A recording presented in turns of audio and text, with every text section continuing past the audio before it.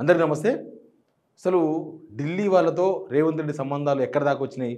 అసలు రాహుల్ గాంధీ ఎందుకు పట్టించుకుంటలేడు? ప్లస్ రేవంత్ రెడ్డి కూడా ఇంక నేను రాను పోండ్రి, మీరు పిలిస్తే వస్తా, లేకపోతే నేను అడగనే అడగ అపాయింట్మెంట్ అని ఎందుకు అనుకుంటున్నాడు? ఢిల్లీ పోయి కూడా కనీసం కాంగ్రెస్ పార్టీ పెద్దలను కలవకుండా బీజేపీ లైన్‌లో ఉన్న వాళ్ళను బీజేపీ కేంద్ర మంత్రులను కలవడం, బీజేపీ నేతలను కలిసి ఎందుకు వచ్చిండు? ఇవి చాలా చాలా అనుమానాలు, చాలా చాలా చర్చలు ఇవన్నీ నడుస్తుండగా ఒక కొత్త అప్డేట్ వచ్చింది. ఏందంటే ఢిల్లీ నుంచి హైదరాబాద్ ఎంత దూరం ఉందో, హైదరాబాద్ నుంచి ఢిల్లీ కూడా అంతే దూరం ఉంది. మన భాషలో ఏమనుకుంటామంటే, మీ ఇల్లుకి మా ఇల్లు ఎంత దూరం ఉందో, మా ఇంటికి మీ ఇల్లు కూడా అంతే దూరం ఉంది. ఇది మనం రెగ్యులర్‌గా వాళ్ళు పెద్దోళ్ళు కాబట్టి హైదరాబాద్, ఢిల్లీ అని మాట్లాడుకుంటున్నారు వాళ్ళు. రేవంత్ రెడ్డి వాళ్ళ ఇంటర్నల్ మీటింగ్‌లో వాళ్ళ సర్కిల్‌లో మాట్లాడుకున్న మాట ఇది. ఢిల్లీ నుంచి హైదరాబాద్ ఎంత దూరమో, హైదరాబాద్‌కి ఢిల్లీకి అంతే దూరం. అంటే నువ్వేందో నువ్వు నువ్వు చూసుకో, నువ్వు అట్లున్నావు కదా, దేకులేంగే, నేను కూడా ఇంతే, నేను కూడా ఇట్లే ఉంటా. నాకు అర్థమవుతుంది ఏంటంటే, మీరు నన్ను గెలికితే గవర్నమెంటే ఉండదు, గవర్నమెంటే పడిపోతుంది అని ఢిల్లీకి బహుశా సంకేతాలు ఇస్తున్నట్టుగా కనిపిస్తుంది ఇవన్నీ చూస్తుంటే. ఢిల్లీ వాళ్ళు కూడా ప్రస్తుతం చాలా బలహీనమైన పరిస్థితిలో ఉన్నారు. ఢిల్లీ హైకమాండ్ కూడా చాలా బలహీనమైన పరిస్థితిలో ఉన్నారు. ఎందుకు అంటే మహారాష్ట్ర ఓడిపోవడం, హర్యానా ఓడిపోవడం, కొంత ఇప్పుడు ఢిల్లీలో కూడా పెద్దగా ఆశాజనకంగా కాంగ్రెస్కు కనపడకపోవడం, హైకమాండ్ ఇండియా టీం ఇచ్చుకపోవడం. ఇండియా టీం అన్న కనీసం ఒక దారిన ఉంటే కొంత బలంగా కనిపించేదేమో దేశంలో. కానీ హైకమాండ్కి ఆ బలం కూడా తగ్గింది. ఈ రాష్ట్రాలు ఓడిపోయిన తర్వాత ఇండియా టీం ఇచ్చుకపోయింది. ఇచ్చుకపోయి ఎవరి తిప్పలు వాళ్ళు మాట్లాడుకుంటున్నారు. అవసరమైతే ఇండియా టీంకు నేనే లీడర్ అవుతా అని చెప్పి వెస్ట్ బెంగాల్ ముఖ్యమంత్రి మమతా బెనర్జీ గారు వాళ్ళు మాట్లాడుకుంటున్నారు. వాళ్ళు ఏకంగా ఒక కుంపట ఏర్పాటు చేసిండ్రు. ఇది ఇప్పుడు హైకమాండ్ చాలా బలహీనమైన పరిస్థితిలో ఉంది. నాకు ఎక్కడైతే ఇన్ఫర్మేషన్ దొరికిందో ఆ ఇన్ఫర్మేషన్ దొరికిన సర్కిల్లోనే మాట్లాడినా. మరి ఇట్లయితే హైకమాండ్ ఎట్లా భరిస్తుంది రేవంత్ రెడ్డిని? హైకమాండ్ ఈజ్ హైకమాండ్ కదా. హైకమాండ్ ఇట్లాంటి ముఖ్యమంత్రులు చాలామందిని తయారు చేసింది, ఎంతోమంది ముఖ్యమంత్రులను చూసింది. ఇప్పుడు సేమ్ బీజేపీ ఎట్లయితే 80% 90% స్టేట్లో గవర్నమెంట్ ఉందో, ఒకప్పుడు కాంగ్రెస్ కూడా అట్లే ఉన్నది. అంటే అంత కాంగ్రెస్ తెలుసుగా మనకు. ఈ 70 సంవత్సరాల స్వతంత్ర భారతంలో 60 సంవత్సరాలు వాళ్ళే పాలించిండ్రు. అట్లాంటిది ఎందుకు ఉపేక్షిస్తుంది రేవంత్ రెడ్డిని అంటే, ప్రస్తుతం వాళ్ళు బలహీనమైన పరిస్థితిలో ఉన్నారు. సేమ్ టైం ఇక్కడ సిచ్యువేషన్ ఇంకా కంట్రోల్ లేదు. Under control. ఇక్కడ నిజంగానే రేవంత్ రెడ్డిని దింపేస్తే పరిస్థితులు ఎట్లా మారుతాయో అనే చర్చ ఢిల్లీ వర్గాల్లో ఉందంట. ఇక్కడ తప్పిస్తే పరిస్థితులు ఎట్లా ఉంటాయో, ఆయన ఎమ్మడి ఎంతమంది ఉన్నారో, ఆయన ఎమ్మడి ఉండేతోళ్ళు ఎవరో, పోయేతోళ్ళు ఎవరో, నిజంగానే ఇప్పటికి. ఎందుకంటే కాంగ్రెస్ కూడా పెద్దగా బలమేం లేదు. ఇప్పుడు బీఆర్ఎస్ నుంచి కాంగ్రెస్కి వచ్చిన 10 మందిది లెక్కలేదు. వాళ్ళు వాళ్ళు ఎప్పుడు ఏ జెండా ఎత్తుకుంటారో వాళ్ళకే తెలియని సిచ్యువేషన్లో ఉన్నారు వాళ్ళు. ఇప్పుడు వాళ్ళు నా గర్నా నా ఘాట్కా అంటారు కదా, వాళ్ళు అటు బీఆర్ఎస్ కాదు, ఇటు కాంగ్రెస్ కాదు, ఎటు కాని సిచ్యువేషన్లో కొట్టుమిట్టాడుతున్నారు. సిపిఐ అయినా ఆయన అవసరం ఉన్నప్పుడు ఎట్లుంటే అట్లుంటాడు. ఇప్పుడు కాంగ్రెస్తో ఉన్నాడు. రేపు ఏడపడం అయితే కాంగ్రెస్ ఏడపడం అయినప్పుడు ఆయన ఏం చేస్తాడు? మిగిలింది 65 మంది ఎమ్మెల్యేలు. ఈ 65 మంది ఎమ్మెల్యేలలో కొత్త ఎమ్మెల్యేలు ఉన్నారు.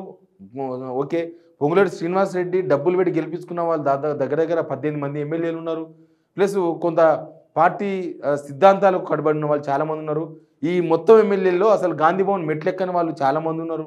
గాంధీ భవన్ ఎట్లుంటుందో, గాంధీ భవన్లో ఎన్ని రూములు ఉంటాయో, అసలు కాంగ్రెస్ పార్టీ డాక్ట్రిన్ అంటే సిద్ధాంతం, కాంగ్రెస్ పార్టీ సిద్ధాంతం ఏంది అనే విషయం తెలియని వాళ్ళు చాలామంది ఉన్నారు.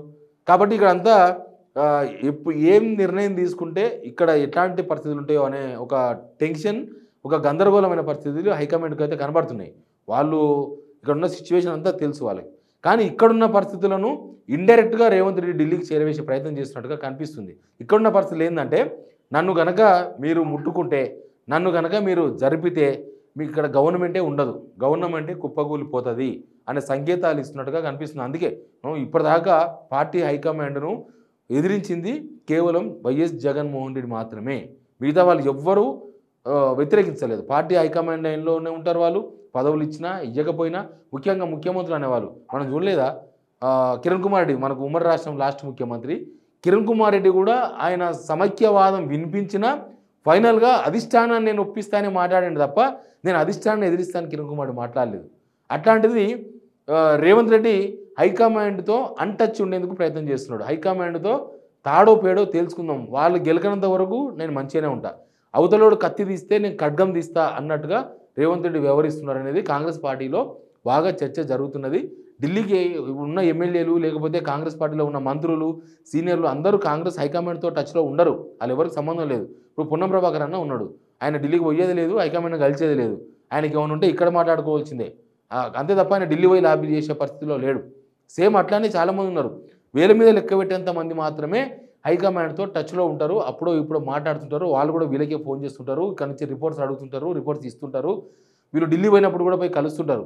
ముఖ్యమంత్రి అనే వ్యక్తి ఖచ్చితంగా, నేను ఇంతకుముందు వీడియోలో నేను చెప్పిన, ఢిల్లీలో ఎవరైనా సరే కాంగ్రెస్ లీడర్లు సీనియర్లు, కొంత ముఖ్యమంత్రి స్థాయి మంత్రుల స్థాయి వాళ్ళు, లేకపోతే ఏ పదవి లేకపోయినా సీనియర్లు ఢిల్లీలో పర్సనల్ పనికి పోయినా సరే, లాస్ట్కి హాస్పిటల్ పోయినా సరే, ఢిల్లీలో పెద్ద హాస్పిటల్ పోయినా సరే ఓ పూట పోయి ఆ టెన్షన్ పత్త అంటే సోనియా గాంధీ వాళ్ళ ఇల్లు ఆఫీస్ అవన్నీ ఉంటాయి, పోయి అక్కడనో లేకపోతే పార్లమెంట్ నడుస్తుంటే పార్లమెంట్ దగ్గరనో ఆన్నో ఎన్నో నమస్తే పెట్టేసి వచ్చేస్తారు.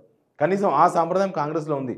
కానీ రేవంత్ రెడ్డి ఢిల్లీ పోతే కూడా కనీసం ఎవరిని పలకరించలే, ఈయన ఎవరిని కలవలేదు, ఎవరితో మాట్లాడలేదంటే వ్యవహారం చాలా దూరం పోయినట్టుగానే మనకు అర్థం చేసుకోవచ్చు. ఈ ఈ పరిణామం తర్వాత, మొన్న ఢిల్లీ నుంచి వచ్చిన తర్వాత, ఢిల్లీకి వెళ్ళి వచ్చిన తర్వాత రేవంత్ రెడ్డిలో హైకమాండ్ మీద మరింత కసి పెరిగిపోయింది అనే చర్చ ఒకటి నడుస్తున్నది. అంటే ఇక ఢిల్లీ కూడా బహుశా ఇప్పటికి 28 సార్లు 29 సార్లు ఢిల్లీ పోయిండు. కానీ ఇక్కడ నుంచి ఢిల్లీకి కూడా బహుశా తక్కువైపోతాయి టూర్లు, ఢిల్లీ కూడా పోడు. ఇంకా వాళ్ళు పిలిచినప్పుడే పోతారు, వాళ్ళు పిలిచే పరిస్థితుల్లో లేరు. సేమ్ టైం ఈయన పొయ్యి వాళ్ళ మీద పడి నేను మనం కలుస్తా, నాకు అవకాశం ఇవ్వండి అని కలిసే పరిస్థితిలో రేవంత్ రెడ్డి కూడా లేడు. తాడో పేడో తేల్చుకుంటాం, నేను మౌనంగా ఉంటా, అవతలోడు గెలిపితే మాత్రం నా ప్రతాపం చూపిస్తా, ఇక్కడ గవర్నమెంటే ఉండదన్న సంకేతాలను ఎవరి ద్వారా ఇవ్వాలనుకున్నాడో వాళ్ళ ద్వారా ఢిల్లీకి చేరవేసిండు అనేది ప్రస్తుతం రాజకీయ వర్గాల్లో కాంగ్రెస్లో జరుగుతున్న చర్చ. కాబట్టి ఇక్కడ సంవత్సరం గవర్నమెంట్ కూడా అయిపోయింది. ఈ సంవత్సరం తర్వాత రేవంత్ రెడ్డి మరింత ఉగ్రరూపం చూపిద్దామని చూస్తున్నాడు. అందుకే హైకమాండ్ నిజంగా కూడా హైకమాండ్తో కనుక ఈయన మంచిగా ఉంటే, లేకపోతే హైకమాండ్ ఈయనకి ఏమైనా సూచనలు చేసే అవకాశం ఉంటే ఆయనను కొంత కంట్రోల్ చేసే అవకాశం ఉండేది. ఇంకా హైకమాండ్ అంటే దారం తెగిపోతే ఏమవుతుంది, గాలిపటం ఎగిరిపోతుంది, ఏ చెట్టుకో తట్టుకుంటుంది, ఆ తర్వాత విషయం. ఫస్ట్ అయితే మన చేతుల నుంచి పోతుంది. ప్రస్తుతం రేవంత్ రెడ్డి అనే ఒక గాలిపటం, హైకమాండ్ చేతిలో దారం మాత్రం మిగిలింది, గాలిపటం మాత్రం లేదు. ఆ గాలిపటం ఎగురుతూ ఉంది, ఎటు పోతుందో తెలియదు, ఎటు తగులుతుందో తెలియదు. ఆయన కూడా తెగించి ఉన్నాడు రేవంత్ రెడ్డి అనే విషయం మాత్రం కాంగ్రెస్ పార్టీలో. తర్వాత ఢిల్లీ పరిణామాలు, ఢిల్లీ ప్లస్ హైకమాండ్, ఇక్కడ కాంగ్రెస్ పార్టీకి ఉండే సంబంధాలు, ఇవన్నీ చూస్తున్న వాళ్ళు చాలామంది ఈ విషయాలను మాట్లాడుకుంటున్నారు. ఇప్పుడు ఈయన దేక్లెంగే అంటే, వాళ్ళు దేక్లెంగే అంటే, ఇది ఎన్ని రోజులు ముందుకు పోతుంది, ఎన్ని రోజులు నడుస్తుంది, ఎక్కడి దాకా పోతుంది, అసలు ఏమవుతుంది అనేది ఒకతే కొంత ఇంట్రెస్ట్గా కనిపిస్తుంది. సేమ్ టైం ఏం జరగబోతుందో అన్న ఒక ఆసక్తి, టెన్షన్ కూడా కనిపిస్తుంది. ఏం జరుగుతుందో, మరి ఏ క్షణంలో ఏమవుతుందో అన్న ఒక ఉత్కంఠ కూడా కనిపిస్తున్నది. Please subscribe signal TV.